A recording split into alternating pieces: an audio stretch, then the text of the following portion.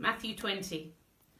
For the kingdom of heaven is like a landowner who went out early in the morning to hire workers for his vineyard. He agreed to pay them a denarius for the day and sent them into his vineyard. About 9 in the morning, he went out and saw others standing in the marketplace doing nothing. He told them, "You also go and work in my vineyard, and I will pay you whatever is right." So they went. He went out again about noon and about 3 in the afternoon and did the same thing. About 5 in the afternoon he went out and found still others standing around. He asked them, "Why have you been standing here all day long doing nothing?" "Because no one has hired us," they answered. He said to them, "You also go and work in my vineyard." When evening came, the owner of the vineyard said to his foreman, "Call the workers and pay them their wages, beginning with the last ones hired and going on to the first." The workers who were hired about 5 in the afternoon came and each received a denarius. So when those came who were hired first, they expected to receive more. But each one of them also received a denarius. When they received it, they began to grumble against the landowner. "These who were hired last worked only 1 hour," they said, "and you have made them equal to us, who have borne the burden of the work and the heat of the day." But he answered one of them, "I am not being unfair to you, friend. Didn't you agree to work for a denarius? Take your pay and go. I want to give the one who was hired last the same as I gave you. Don't I have the right to do what I want with my own money? Or are you envious because I am generous? So the last will be first, and the first will be last." Now Jesus was going up to Jerusalem.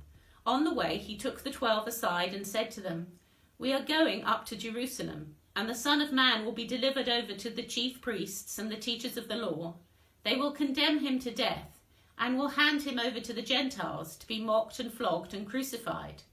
On the 3rd day he will be raised to life." Then the mother of Zebedee's sons came to Jesus with her sons, and kneeling down asked a favour of him. "What is it you want?" he asked. She said, "Grant that one of these 2 sons of mine may sit at your right hand and the other at your left in your kingdom." "You don't know what you are asking," Jesus said to them. "Can you drink the cup I am going to drink?" "We can," they answered. Jesus said to them, "You will indeed drink from my cup, but to sit at my right or left is not for me to grant. These places belong to those for whom they have been prepared by my Father." When the 10 heard about this, they were indignant with the 2 brothers.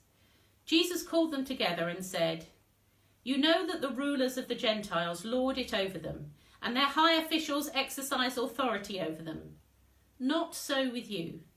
Instead, whoever wants to become great among you must be your servant, and whoever wants to be first must be your slave, just as the Son of Man did not come to be served, but to serve, and to give his life as a ransom for many."